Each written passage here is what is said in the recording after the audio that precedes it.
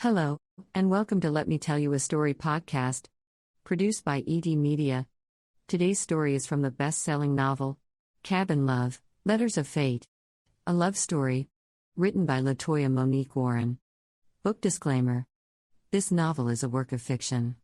Any references to real people, events, establishments, or locals are intended only to give the fiction a sense of reality and authenticity. Other names, characters, and incidents occurring in the work are either the product of the author's imagination or are used fictitiously, as those fictionalized events and incidents that involve real persons. Any character that happens to share the name of a person who is an acquaintance of the author, past or present, is purely coincidental and is no way intended to be an actual account involving that person. Copyright 2017. Story by LaToya-Monique Warren. Editing and digital formatting by author EverD. Cover art and graphics by author EverD. Published by EverD LLC. The beginning. Lacy. The cabin. My red suitcase and matching overnight bag sat at my front door. I did another walk around of the house to make sure that no candles were lit accidentally and that the oven along with all lights were cut off in the house. Our house smelled of fresh strawberries from the homemade candles that our neighbor Mrs. Krause gives us every spring. It was a hobby she picked up after retiring as a social worker for the state. I left one small light in the living room on so the house didn't look deserted over the weekend. My fiancé Bradley took my daughter Cheyenne to his mother's house for the weekend.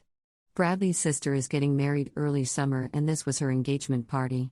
I couldn't make it this weekend. I had something that I had to do way more important so that I can get my life back together. I'm a freelance photographer and started taking pictures when I was a little girl. My dad brought me my first expensive camera when I was 14. I'm still amazed the love that I have for photos, catching moments in my photos that people can never live again unless they look back at a picture. With the passion within me, I started my own studio at home and pick up clients from the word of mouth. I make double Bradley's income a month, but he doesn't know that. I get to travel the world sometimes. I enjoy the memories of wedding and baptisms, birthday parties, bridal showers, nature and more. I had a client that paid me an additional $5,000 if I traveled and stayed with his family for the weekend and captured priceless shots. It was that client that set off my business to be as successful as it is. I will climb a tree or lie in an ocean and get completely wet if I can get a good shot. I love what I do. Bradley has gotten used to my travels. That's why when I told him that I had an important shoot this weekend that I couldn't reschedule, he didn't argue with me. He wasn't excited that I was going to miss his sister's party, but he understood. Bradley isn't Cheyenne's real dad. Her dad was murdered before I gave birth to her. I met Bradley shortly after having Cheyenne and he insisted on taking care of her as if she was his own. Cheyenne is only 6 years old right now and she believes in her heart that Bradley is her father. I haven't decided if or when I would ever tell her the truth. She loves him so purely I don't know if I want to destroy that. Once I placed my bags in the trunk of my SUV, checked my gas tank which was full, kept 2 bottles of water and chewing gum at my disposal for the ride I was on I-76 going toward upstate New York. I called his phone and he didn't answer, so I left a message. Hey Wolfe, it's me Lacy, I'm en route, give me a call when you can. My heart always races when I hear this man's voice. I didn't have a shoot this weekend. This weekend I was going to meet a man that has been my lover for the past year. I have always been faithful to Bradley, but the constant routine love-making was starting to bore me. I mean, Bradley was satisfying in bed, but our lovemaking always had to be in the bed. Year after year it was the same thing. I even wanted to have sex in the car one night after we came from the movies and he couldn't get erect. I was confused and angry. He said he was uncomfortable doing it with me like this. I shrugged it off as if it was okay, but within me I was furious. Bradley was a good man by rights, so I went along with the way he wanted to have sex and whatever made him comfortable until the day I met Wolfe. Traffic was inching along the freeway and my phone rang, which threw me out of my thoughts. It was Wolfe. Hey sexy, Wolfe said with his deep voice. Hey babe, where are you? I said, feeling excited. I'm en route to my last shop to pick up this money, and then I am headed up there, Wolfe said. Oh okay, I stated sadly. What's up with you Lace? Why you sound sad baby? This is our weekend together, I thought you would be a little more excited. Wolfe asked. No baby, I am good, just stuck in some traffic is all. Did you get the seafood yet? Yes I did, 4 whole lobsters, 4 pounds of jumbo shrimps, and a sack of crab legs, all seasoned just for you, sweetheart," Wolfe laughed. "Great, so I will see you soon then," I stated, trying to make my happy voice. "Yeah, babe, I will call you when I'm close. Is it anything else I need to get before I get there?" Wolfe said. I thought for a moment and found nothing I could think of. "No, that's about it. Everything else will be delivered to the cabin." Then I will see you soon, baby girl," I smiled and hung up the phone. The feelings of excitement and turmoil all ran across my heart. Wolfe was the man I wanted all my life. He was from the street, a true hustler indeed. Everyone knew him. He was intelligent and with this exquisite swag to him. He could talk to anyone, and his business smarts was intriguing to me. Wolfe owned 6 barbershops, each one is as successful as the other. His father had a shop when he was growing up and kept that shop going. When his father died, he left the shop to Wolfe and his brother Kem. When Kem was locked up, Wolfe took the business over but keeps his brother's share in a bank account so that when he gets out there is no struggle. Wolfe was able to combine his street smarts with business intellect and open shop after shop. He said when you hustle the street life long enough, it just takes money and some common sense to run a business properly. I've been to every one of Wolfe's shops, with each one being neat and well organized. The young barbers all have their stations immaculate. There are flat screens in each shop so the guys can enjoy the games on game night and videos which plays when no games are on. Wolfe put dollar soda machines that carry juices and water for his customers. Each shop has a kids' room so that when kids come and they don't have wait impatiently in the area, they can play until it's their turn, which I thought was a brilliant idea. Wolfe has all his barbers meet together once a month to talk about how each shop is running and how the business can be better. Every month there is a training to upgrade each barber on the latest equipment and techniques.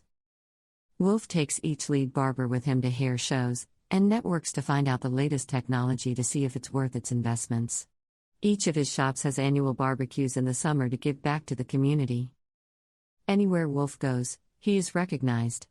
Community boards have presented him with trophies of the best small business owner in all boroughs. Wolfe takes all of that and leaves it at his mom's house. His mother is his heart. After Wolfe's father died, his mother was lost, Wolfe explained to me one day. It took months before she would even eat a full meal. Once her mourning was over, Wolfe promised his mother that he would always take care of her. And then Kem getting arrested took another toll on his mom, so he makes sure she has the finest of everything and she's comfortable. The traffic was finally moving again. My phone was ringing again. This time it was Bradley. I took a deep breath before I picked up the phone. "Hello? Hey Lacy, how's it going for you? We haven't heard from you in a while. I was just checking and making sure that everything was okay," Bradley said. A tinge of guilt cut across my heart. "I'm so sorry, Bradley. Yeah, I got caught up with a lot of things while I was packing, but I'm on the road now and everything is okay. How's Shy doing?"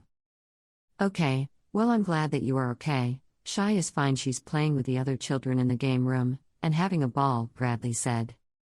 "How is your sister and the rest of your family doing?" I asked. "Everyone is doing fine. It's just chaotic, people in and a lot of trips going back and forth to the airport, a lot of food deliveries. I mean, it's just a lot going on, but all for the good," Bradley said. "Oh, okay, well, I'm glad all is well at this time. Please have Shy call me later before she goes to bed, Bradley. I want to speak to my baby," I said with a smile. "Not a problem, sweetheart. We'll call you later tonight," Bradley said. "Okay, we'll talk then," I said before hanging up. The ripple of guilt ran through me even now more. I was dead wrong and I knew it. I was torn between two men. I loved Bradley, but I wasn't in love with him. Wolfe came along and knocked me off my feet. Wolfe tells me all the time to leave Bradley. He wants to be with me. He said he would take good care of me and Cheyenne, but I don't need a man to take care of us. I told Wolfe to give some time to think. I mean, I have only been with him for a year compared to Bradley's dedication to me for over 5 years. It wouldn't be right to just leave him like this. I have too much to lose. Bradley is the only man that Cheyenne has ever known as a father. I don't want to interrupt that. Wolfe understands, and that is why we agreed that we will just see each other when we can until we can figure things out. I know that Wolfe has women at his beck and call, so getting pussy for him is no problem. That is what makes me believe that he really cares about me. I always ask Wolfe why me? And his answer is, why not you? He told me that I am gifted and a breath of fresh air.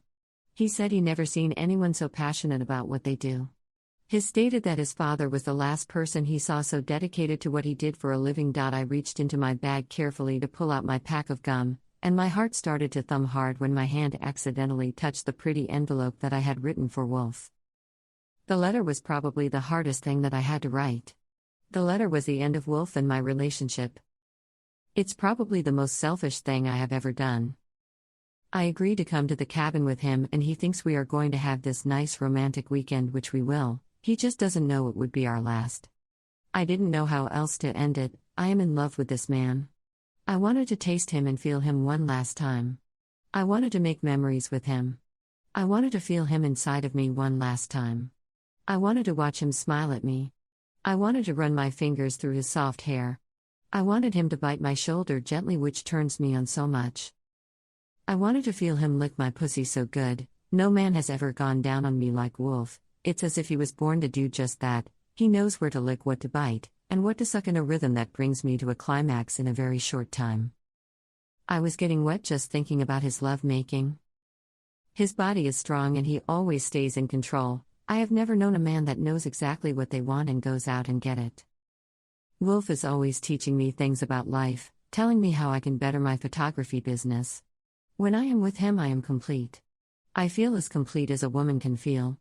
His love is like a drug to me. When I tell myself that I am going to leave him alone, I always go back. I tried leaving Wolfe several times in the beginning and he would let me be. The one thing about Wolfe, he tells me all the time that he don't chase pussy. I would let weeks go by without calling or texting him and he would not attempt to call me. He knew my situation and said he wasn't going to disrespect my household until I gave him the word that I wanted him and not Bradley. I thought he was bullshitting, but he stuck to his word. And before I knew it, I would send that text message and we would be fucking in a 5-star hotel that night. I was addicted to this man's love.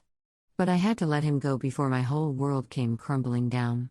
I pulled in front of the cabin and the memories hit me like bricks again. Chapter break flashback. Wolfe brought me here 2 months after we started seeing each other.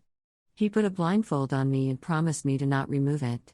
He told me that I had to trust him. He didn't have to tell me that because I did trust him. When I'm around him, there is something about him that makes me feel so safe. I never told him that, and I never will. When I came out of the truck, he walked with me. I heard birds chirping, and water running like a waterfalls was close by. I smelled wood and fresh air. I heard him open a door, and that's when he took the blindfold off. I was standing at the door in an updated wood cabin that looked like it was in a magazine shoot.